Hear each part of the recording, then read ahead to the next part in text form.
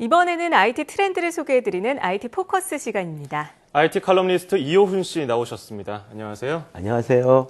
네, 오늘은 어떤 내용을 준비해 오셨습니까? 예, 요즘 그 스마트워치라는 말을 굉장히 많이 들어보셨을 겁니다. 네. 며칠 전엔 애플워치가 공식적으로 출시를 알리면서 굉장히 많은 화제를 불러 모으기도 했는데요. 네. 오늘은 이 스마트워치에 대해서 한번 살펴보려고 합니다. 네, 사실 스마트워치 소식은 워낙 많이 들려왔는데 네.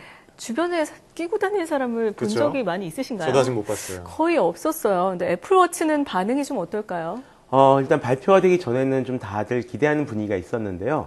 막상 그 발표가 끝나자 애플워치 성공 가능성에 대해서 좀 반신반의하시는 분들이 많이 늘어난 것 같습니다. 맞아요. 예. 작년 말에 애플워치가 처음 공개되었을 때 이 사람들이 좀 우려했던 점이 몇 가지가 있었는데요.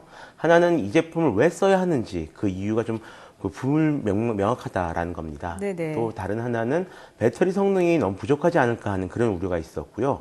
마지막 하나는 너무 비싸면 곤란하다 이런 의견이 있었는데요. 근데 이런 단점들이 하나도 나아지지 않은 상태, 그러니까 제품만 놓고 보자면 작년에 처음 공개했을 때랑 비교해서 거의 달라지지 않은 그런 제품을 그냥 그대로 출시하겠다고 내놓은 겁니다. 예. 그러니까 아무래도 분위기가 좀 안 좋아질 수밖에 없었죠. 사실 기능이 좀 떨어져도 가격이 싸면 예. 궁금해서라도 한번 사서 사볼 텐데 얼마나 비싸길래 그렇죠? 일단 크기와 재질에 따라서 좀 가격이 많이 바뀌는데요. 네. 가장 싼 제품은 한 349달러. 그러니까 가장 싼 게. 우리 돈은 한 39만 원 정도 합니다. 제법 하네요. 네. 예. 그리고 시계 스트랩에 따라서 가격이 좀 달라지는데요. 예. 549달러에서 1000달러까지 넘는 어, 제품까지 있습니다. 예. 네. 또 한정판은 이제 금으로 만들어진다라고 하는데요. 예. 12,000달러, 그러니까 1,300만 원 이상을 받겠다고 하는 거죠. 예. 문제는 이 제품이 과연 그만한 값어치가 있는가라는 겁니다. 손목시계로 알림받고 결제하고 문자 확인하고 그런데 과연 이 60만 원 이상을 지불할 가치가 있는가, 이런 당연한 질문이 지금 나올 수밖에 없는 상황인 거죠. 네. 사실 소비자들이 아직까지 그렇게 비싼 돈을 내고 굳이 시계로 이렇게 차야 되는 명확한 이유가 없는 거죠.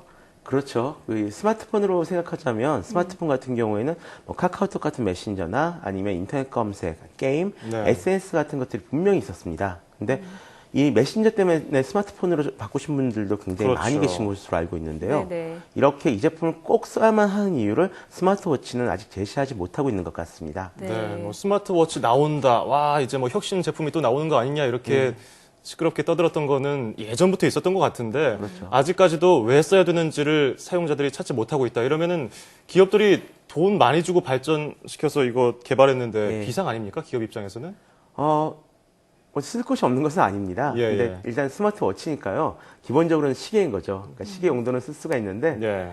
또 자세히 이 스마트워치가 한번 논의된 과정을 살펴보자면 좀 스마트폰과는 좀 다른, 또는 이게 다른 스마트 기기와는 많이 다른 점을 좀 발견할 수가 있습니다. 네네. 네. 사실 이 스마트폰 같은 경우에는 20세기 말에 이제 인터넷이 보급되고 나서요, 모든 콘텐츠가 디지털로 변화하면서 태어난 그런 제품이거든요. 그전엔 좀 따로따로 들고 다녔던 휴대폰과 음악 플레이어, 또 카메라, 뭐 이런 것들을 기술이 발달하면서 스마트폰 하나로 통합시킨 겁니다. 네. 반면 스마트워치는 그 반대인데요. 기존의 스마트폰에 통합된 기능을 다시 분리하려고 하고 있습니다. 그러니까 이게 좀 쉽지가 않은 거죠.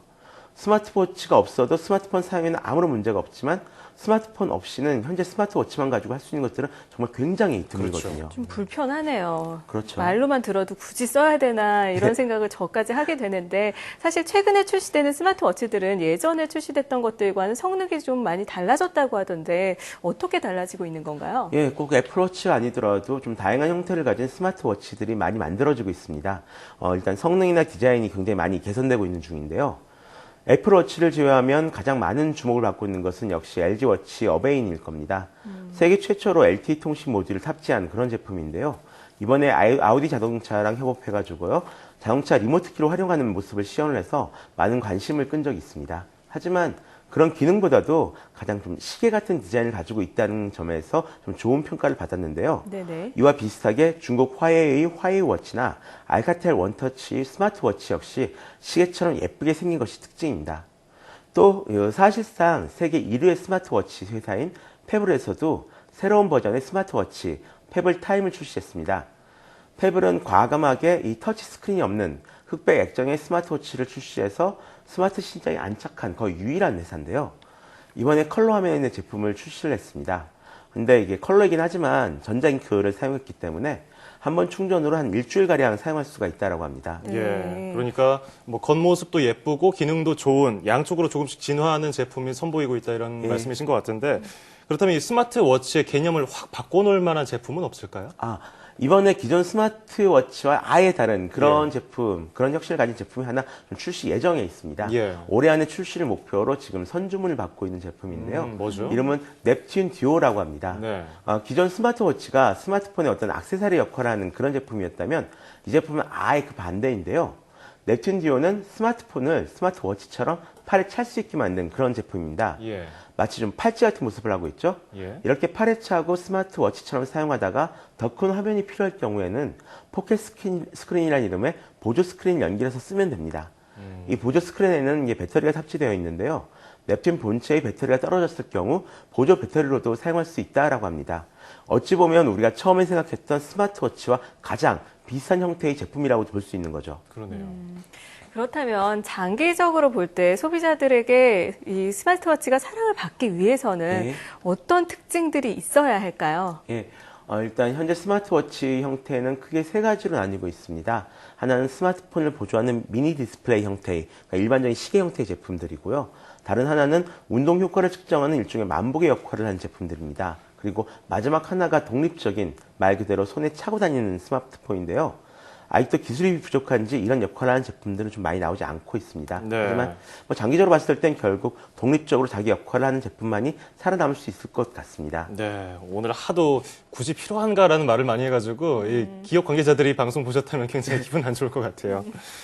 자, 디자인과 성능이 발전하는 것도 중요합니다. 하지만 소비자들에게 필요하다는 생각이 들 수 있도록 다른 스마트 기기와 차별화된 스마트워치만의 기능이 나와야 할 것 같습니다.